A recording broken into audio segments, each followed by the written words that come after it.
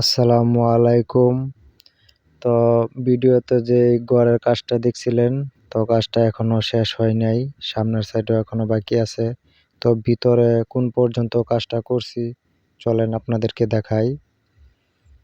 তো এই যে দেখেন, এটা হলো একটা রুম। তো এদিক দিয়ে আমরা প্লাস্টার করেই ফেলেছি। আগে 3 ফুট ওয়াল দেওয়া ছিল, এখন পুরোটুকু উঠাই দিলাম। তো এই দেখেন প্লাস্টার মোটামুটি ভিতরে শেষই প্রায়। এখন এই যে সামনে যে আপনার পাকের ঘরের যে জায়গাটুকু ছিল, এই জায়গাটুকু আজকে করতে আসলাম। তো এটা প্লাস্টার করছি। তো এখন গ্যারাটিন দিব, ফিনিশিং বাকি আছে। তো এখানে একটা সিন বসাই দিছি, আর নিচে একটা হাউসও আছে যেন আপনার হাঁড়ি পাতিল দেওয়া যায়। আর উপরে যে এখানে সিন বসাই দিলাম, আর ওয়ালটার মধ্যে আপনার গ্যারাটিন দিয়ে ফিনিশিং দিয়ে দিছি যেন আপনার তেল কাজটা না ভরে ওই জায়গাটা। আর এটা এখনো বাকি আছে গ্যারাটিন দেওয়ার, এখনো ফিনিশিং দিয়ে নেই। তো ভিতরেও একটা কমোড বসাইলাম।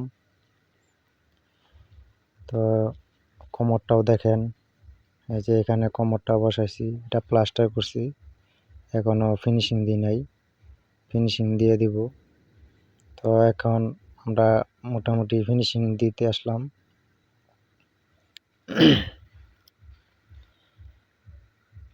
তো আপনার লাল রংটা মানে কালোটা দিলে আপনার অন্ধকার হয়, আর লাল রংটা দিলে একটু লাইট লাইট ভাব হয়।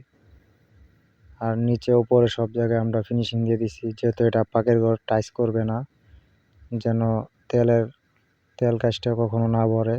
যদিও ভরে তাহলে সোটা দিয়ে ডলা দিলে আপনার পরিষ্কার হয়ে যাবে। তো আমাদের কাজটা যদি ভালো লাগে, আপনাদের পছন্দ হয়, অবশ্যই ভিডিওটা শেয়ার করে দিবেন, যেন আপনার উছিলা অন্য কেউ যেন দেখতে পারে এবং করতে পারে। আর আমরা যে কোনো জায়গায় যে করে দিতে পারবো, কোনো সমস্যা নাই। আমার ফোন নাম্বার আমি ভিডিওর মধ্যে দিয়ে দিব। আপনারা যদি করাতে চান অবশ্যই আমার সাথে যোগাযোগ করতে পারেন। যে কোনো জায়গায় আমি করে দিতে পারবো, যে কোনো বাসা, ফাউন্ডেশন হোক অথবা হাফ বিল্ডিং অথবা টিন সেট, মানে যে কোনো ঘর হোক করে দিতে পারবো। তো এইখানে আমরা ফিনিশিং দিয়ে দিতেছি গ্যারাটিন দিয়ে, যেন চুলাটা সহ মানে পানি দিয়ে মানে ধুইতে পারে, যেন এখানে কোনো তেল কাজটা মানে কোনো ভাপ না আসে, যেহেতু টাইস করবে না এই জিনিসটা। তাই আমরা ফিনিশিং দিয়ে দিতেছি। তো লাল রংটা মোটামুটি কালারটা হয়তো ক্যামেরায় কেমন বাসছে জানি না, কিন্তু এমনি ভালোই। হয়তো বাইরে রোদের কারণে এরকম দেখা যাচ্ছে ভিডিওতে, কিন্তু এমনি ফিনিশিংটা খুবই সুন্দর হয়েছে। সামনাসামনি দেখলে হয়তো বুঝতে পারতেন। তো আমরা মোটামুটি পাকের ঘরের মূলত কাজ শেষই, এখন সামনে বাকি আছে। ভালো করে আমরা প্রোটিন খাওয়াই দিতেছি গ্যারাটিনের, যেন কোনো জায়গায় লিক না থাকে। এই যে সেলটা বসাইছি, সেলের পাশ দিয়েও দিয়ে দিলাম। তো আমাদের ফিনিশিং মোটামুটি শেষ। তো চলেন কেমন হলো দেখি।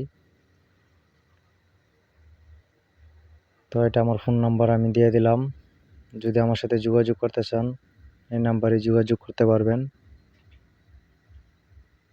এটা হলো আপনার গোসলখানা। চলেন গোসলখানাটা একটু ভিতরে দেখে আসি কেমন হলো। এখানে একটা দরজা RFL এর লাগাইছি।